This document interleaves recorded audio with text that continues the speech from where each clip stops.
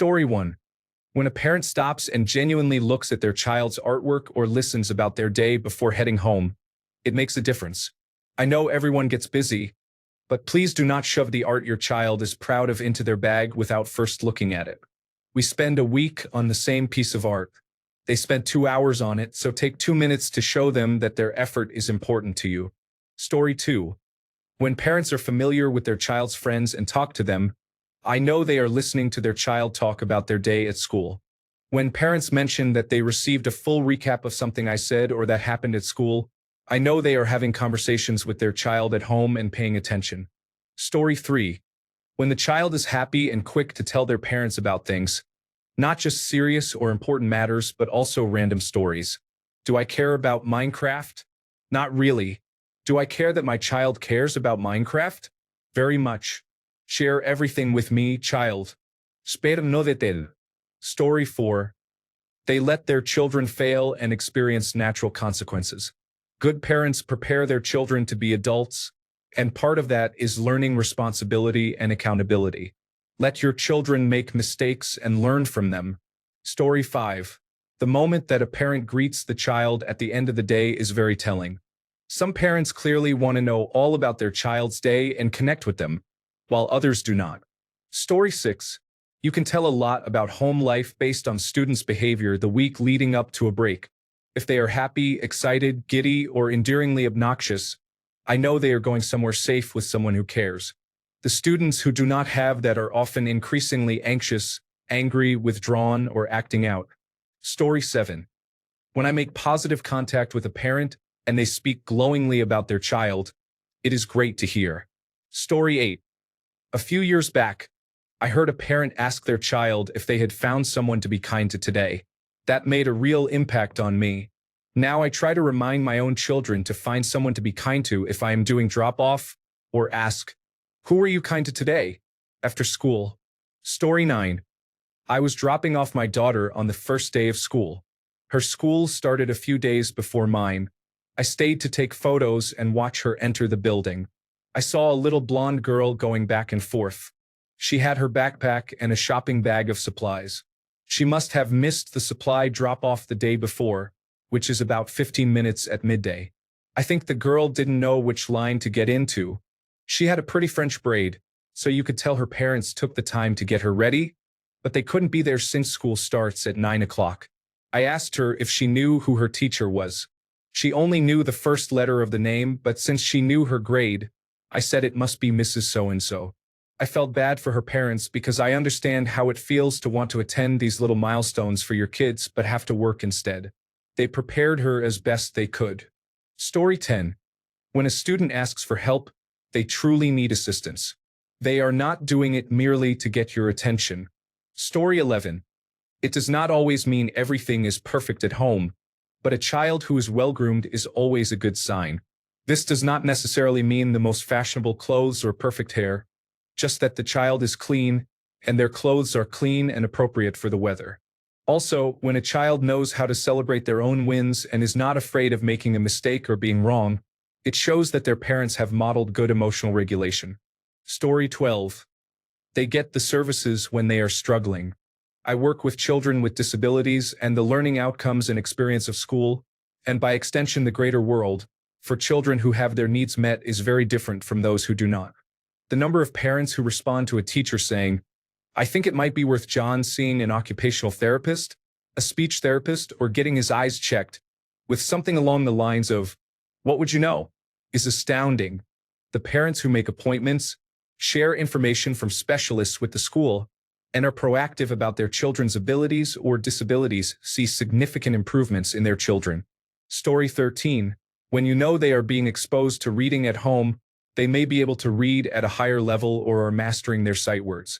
For students with learning disabilities, the children are trying their hardest to read by using context clues, pictures, and creating stories, or even using different voices for characters.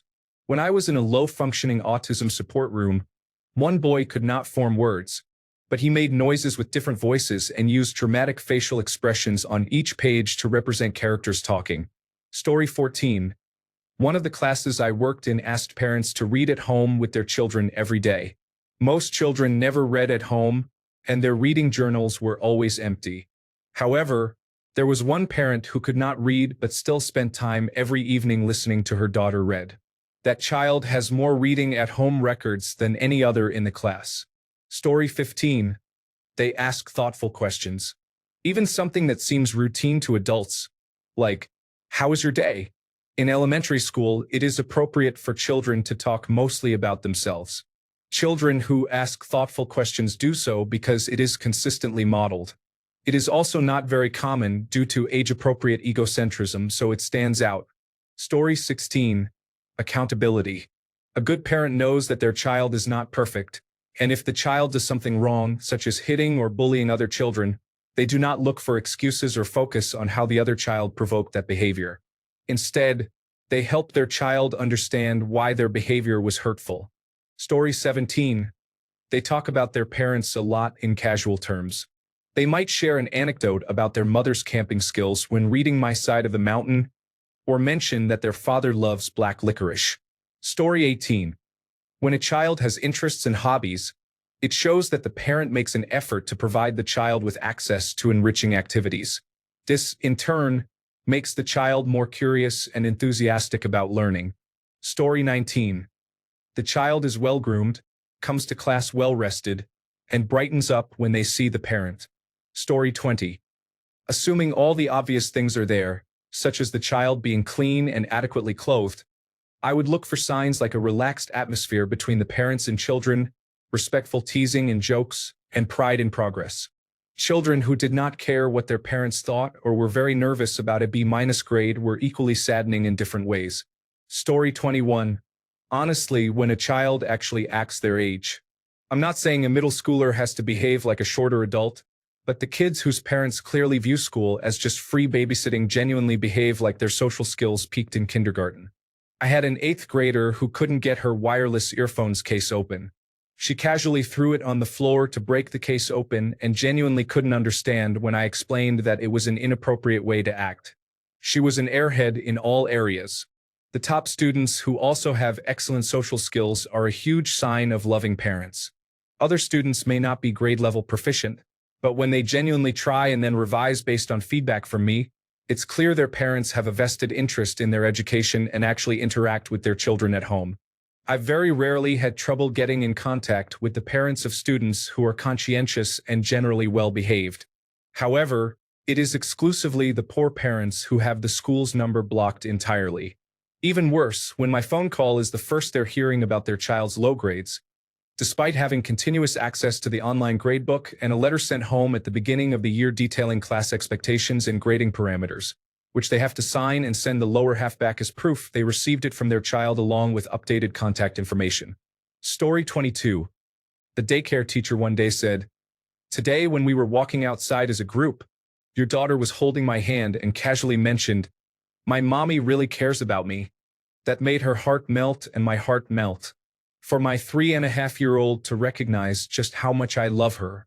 Story 23. Parents who follow through after conferences or meetings are essential.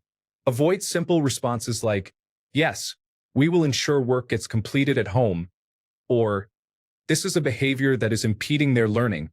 How can we as a team address this?" Instead, take meaningful action. Also, limit phone and technology use at home and avoid overloading students with too many sports or extracurricular activities. Some students report their parents allow them to use phones from when they wake up, throughout the school day, and after school until bedtime, resulting in over 7 hours of screen time daily. Others have 3 to 4 hour practices after school.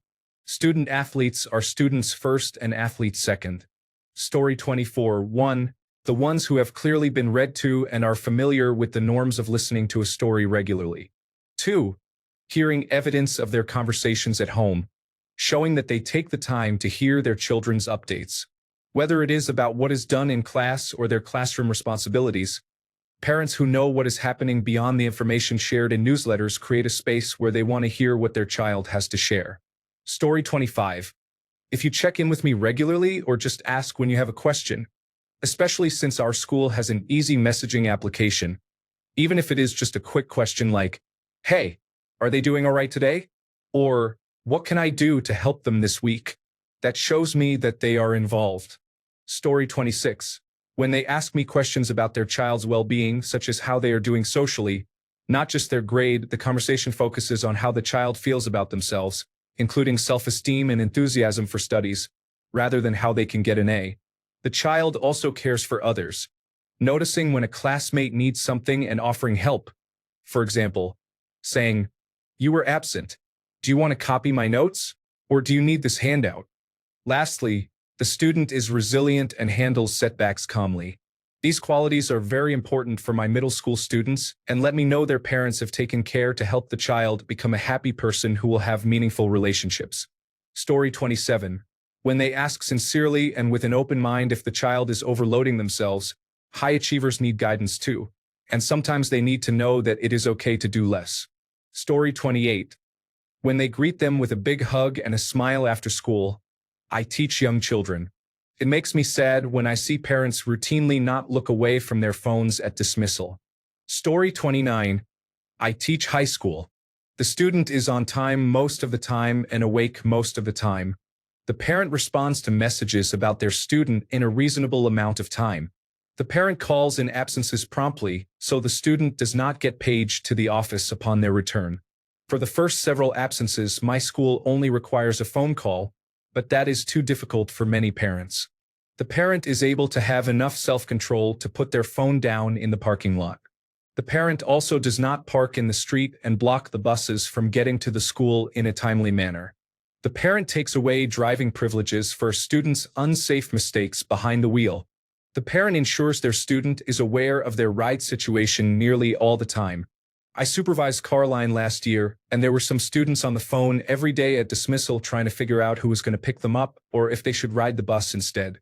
The parent maintains self-control while watching athletic events. The horror stories I hear from coaches and have seen in person when selling tickets are appalling. My school will be lucky to fill all its coaching positions next year because many coaches have had enough of the parental verbal abuse and complaining about everything. Bonus. The parent emails me to tell me to keep an eye out for a cell phone because the parent took the phone away, but some students end up with second burner phones. Super bonus caring parent. One parent last year at conferences asked if his student was generally happy in class. That is a rare question and a sign of a caring parent. Story 30. I teach at a girls' high school. There are a handful who always have the most amazing hairstyles and are quick to tell you that their parents do them. One girl told me about how her single father taught himself using online tutorials so he could do his daughter's hair.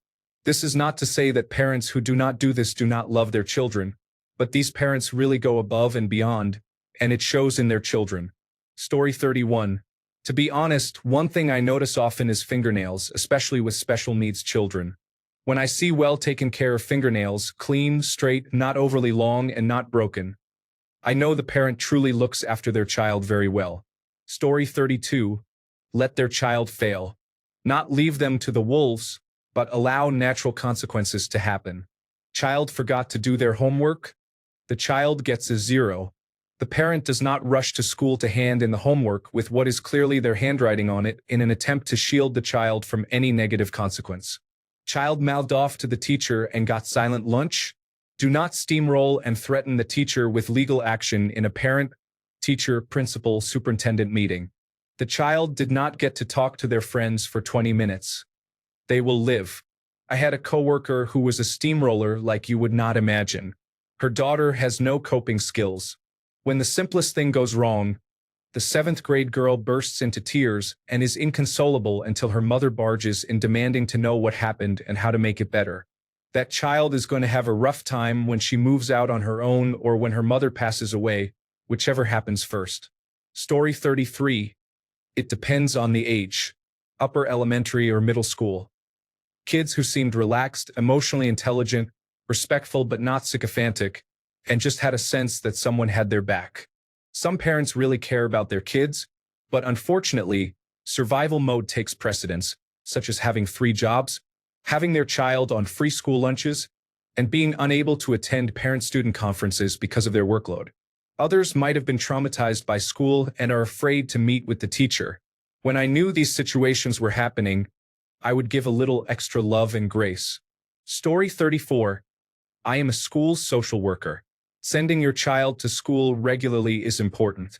When parents greet their children at pickup and talk to them, instead of being on the phone and barely acknowledging them, it makes a difference. Children who are regularly well-rested do better. Yes, I understand that sometimes a child might be tired or sick and not sleep well, but this is different from the elementary child who falls asleep at school every day.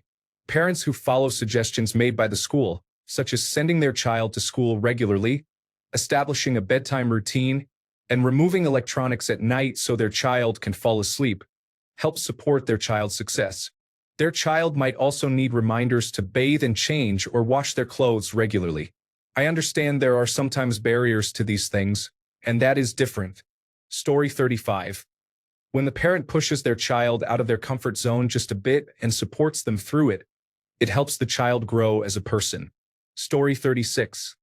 My gold standard was a father who asked how his son was doing academically. He made it clear that he knew his son would not be at the top of the class, but as long as he was working to the best of his ability, he was proud of him. Story 37. I teach deaf children in pre-kindergarten and kindergarten when they know how to play games. Many of my students' families do not know what to do with them, so they do nothing with them. Not knowing how to communicate with your child is one thing, but ignoring them is something else entirely. I can tell a child is truly cared for when I pull out my set of Connect 4, Jenga, Candyland, or Uno for the first time and the child already knows exactly how to play. To me, that indicates a child who has been made a priority and included in family game night. Even though their family has not completely figured out how to navigate the communication aspect of the disability, they have figured out the love part. The next step is helping them discover which resources to use to learn sign language. Story 38. Coming to open house night or reaching out to me instead of me reaching out to you shows the level of involvement. Manners might be part of it, but it is really the level of involvement that tells me whether a guardian cares about their child graduating high school and succeeding in life. Story 39. The children are clean and neat. I am not talking about matching clothes or designer labels. I am not even talking about no holes or no stains. They are kids. What matters is that the children are wearing clean clothes, their hair is brushed, their faces are clean, and so on. In some areas, that may seem normal, but in other communities, it is rare. Where I used to teach, you could tell which parents were involved in their children's lives and which were not. I understand that many parents were single parents, some worked 2 jobs, and so forth. I am not saying it was easy, but it was clear which children were raising themselves and which had parents caring for them despite hardships. Story 40. As a teacher, one of the biggest indicators is if they show up for their student. Do they attend conferences, come to open house, answer phone calls, check the grade book? Do they know my name and what I teach? Every parent who cares is a present parent. Story 41. When a child shows accountability and can admit or own mistakes or shortcomings, it demonstrates that their parents have allowed them to deal with failure in a healthy and supportive way. When a child habitually lies, denies mistakes, or is otherwise deceptive, it indicates that their parents react to mistakes or imperfections with harshness or strictness and do not have their children's trust. Story 42. Student's parents attended every event, cheering him on for 2 years. We were chatting after our 4th parent-teacher conference, 2 mandatory conferences every year, and I found out the parents had been divorced for many years. I had no idea. They completely set aside their divorce when supporting their child. That is very different from what I usually experienced as a teacher. Story 43. I realize this is a much bigger issue than a Reddit thread can address, but I find it concerning how many of these indicators are tasks very simple for neurotypical children and extremely challenging for neurodiverse children. Many comments seem to conclude that the child does not have autism or attention deficit hyperactivity disorder. Story 44. If you give a child a negative consequence, their parent contacts you. Instead of blindly defending their child, they ask why you believe their child is receiving negative feedback and if you have noticed any concerns or recent changes in behavior. Story 45. When they ask you how their child is doing in school and you tell them that he or she is doing poorly in a subject, they do not complain or scold the child. Instead, they genuinely ask how they can help improve and what you recommend. I like that because some parents always assume the teacher is to blame when, in many cases, it is not, or they expect the child to get perfect grades despite having difficulties in certain subjects like mathematics. Story 46.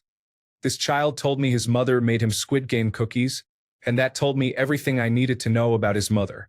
She also always brings us treats. Story 47. I have heard and agree with the following statement. Only good parents worry they are being bad parents. Story 48. As a teacher, I had a father who was the richest man in the community, a real self-made man with growing companies. Yet, I have never met a parent who knew their child as well as he did. He had a deep understanding of why she struggled to make friends, and everything he said made perfect sense. Story 49. To echo everyone else, well-groomed and wearing appropriate clothes that fit well and suit the weather. I would also add clothes that the child likes and can comfortably play in. Some parents dress their kids in fancy outfits just because they see them as their little dolls. This is especially noticeable on Halloween. Also, they respond when I reach out. They are not forgetting about their child when they are at school. They make themselves available if their child is sick, or if there is something important the school needs to communicate. Story 50. Manners. Children who say please and thank you and are grateful for things tend to have been raised well. Story 51.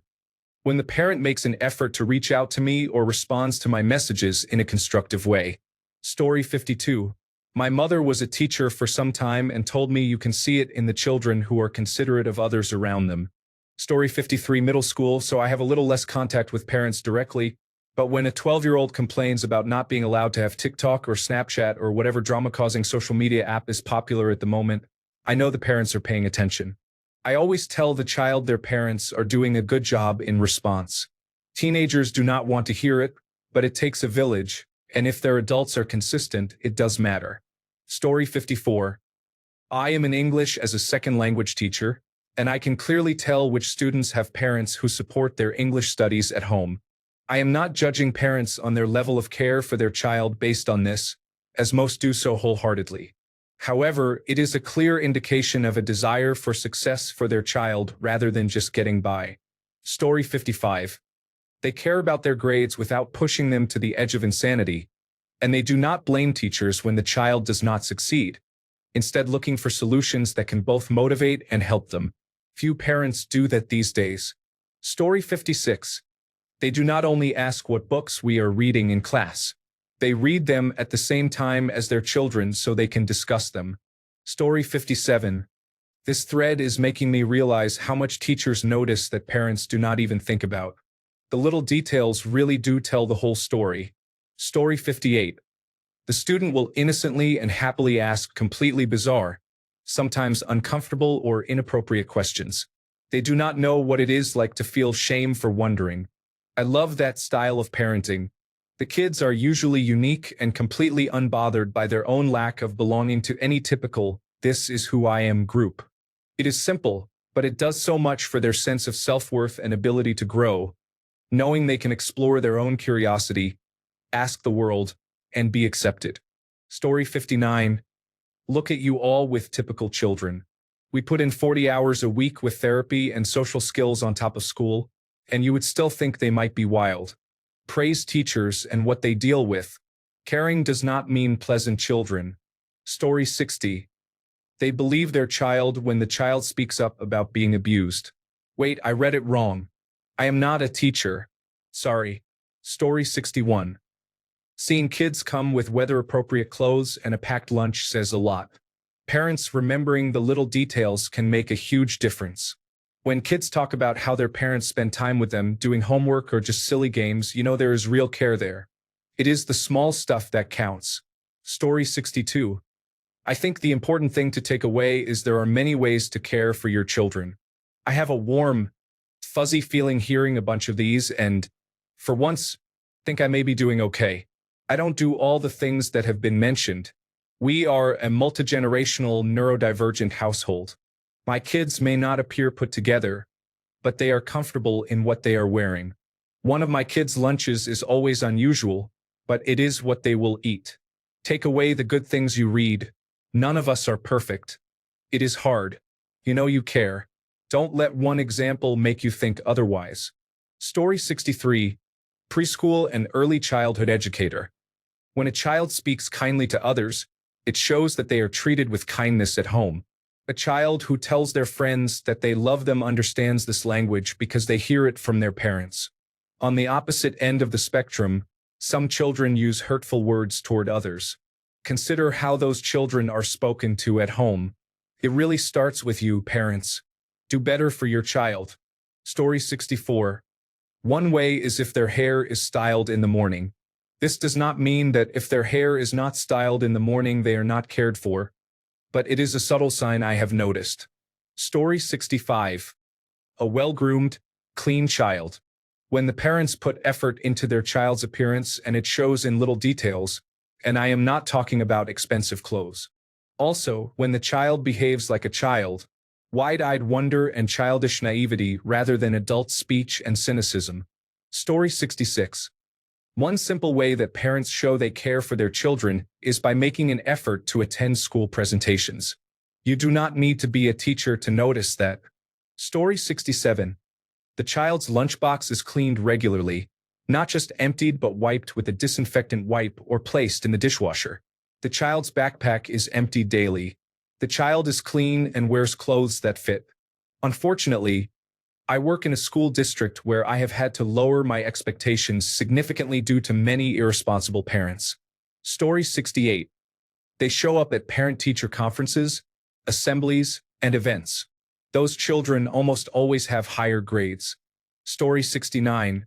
When doing something they are not good at yet, the child talks themselves through it in a positive way. I will try one more time. That did not work, but I will do it a different way.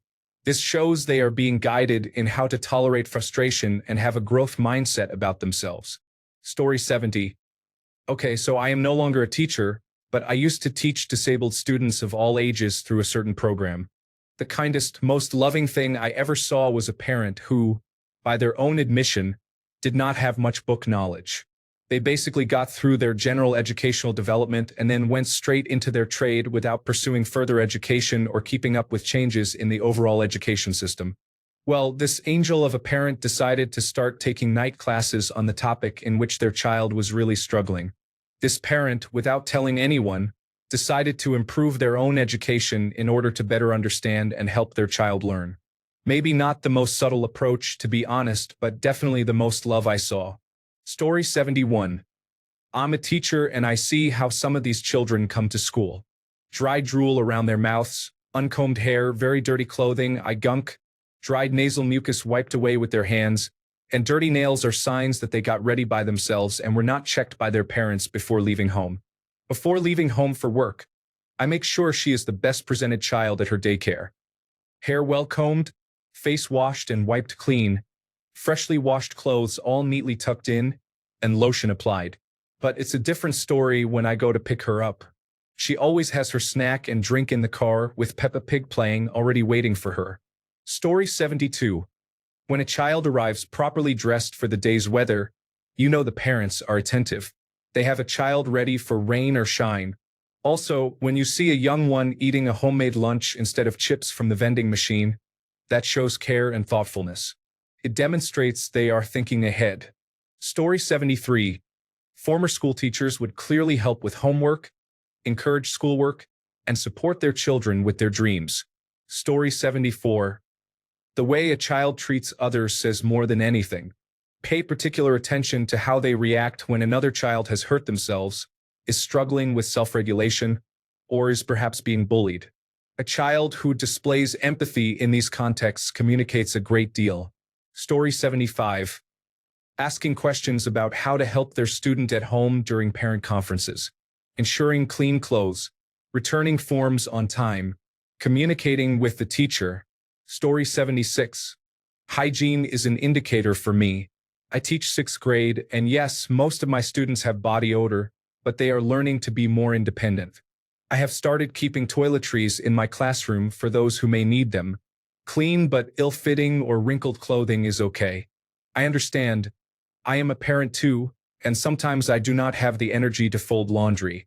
Hair. Most of my female students are learning to do their hair, and some styles are interesting, but it is groomed. Boys with long hair who do not at least untangle it are concerning when it becomes a regular issue. Story 77. As a retired public school librarian, the highest standard for me is active involvement in the school. The next indicator is comments by students about their parents to other students and the school staff. Story 78. It just does not occur to them that someone else's parents might not care. Children generally notice around ages 12 to 13 that other people have different, often better, home lives. The children whose parents care usually need this explicitly pointed out to them. They do not typically immediately apologize for taking up your space or time when they ask for something they need. This is not a polite British-style apology, but one that shows actual worry. This behavior can also be a flag for anxiety. However, not every child who apologizes frequently has uncaring parents. Story 79. How they speak to others. Nothing is better than a 4-year-old asking me how my day was or what the best part of my day has been, because I know that is how they are being spoken to at home. Story 80. Most of the children in my class are Black, and I am Asian. Every one of my students has high needs and struggles to sit still. One girl comes in with beautiful, neat braids every day, with the beads changed regularly to match her outfits. She has worn braids in different patterns every week I have known her, and she says her mother does her hair. I am not sure how her mother is able to get her to sit for such intricate and time-consuming work regularly, but they must have a great relationship. Story 81. When the child does not throw a tantrum every time the screen is not locked, that is a child who receives attention at home. Story 82. When they set boundaries and stick to them, especially around limiting screen time and technology use. When they allow their child to struggle and fail because they understand it is how children learn and not everyone else picking on their child. Story 83. I teach high school business and personal finance. When students show me texts from their parents or their parents ask them to pass along messages related to the class, it is often anecdotes about their professional or personal experiences related to the subject matter. This tells me the parent is communicating with their child enough to know what we are doing in class and wants to be engaged in some small way. Story 84. If parents ensure that homework is completed, hold their children accountable for their actions without shielding them from consequences, and provide tutoring or study support if their children fall behind, students tend to share many positive stories involving their parents.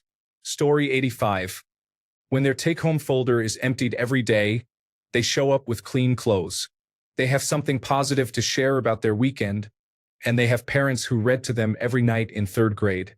Story 86.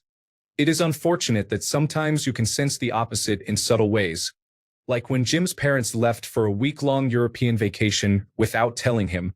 They only left a note that he found one Friday after coming home from school, saying they would be home in a week and that there were hot pockets in the freezer if he got hungry. Jim was a very young 18 with no siblings. We insisted he stay with us instead. Emotionally distant is the most charitable description I can give to some of these other parents. Thanks a bunch for sticking around till the end of the video. Remember to subscribe, and until next time, stay awesome and goodbye.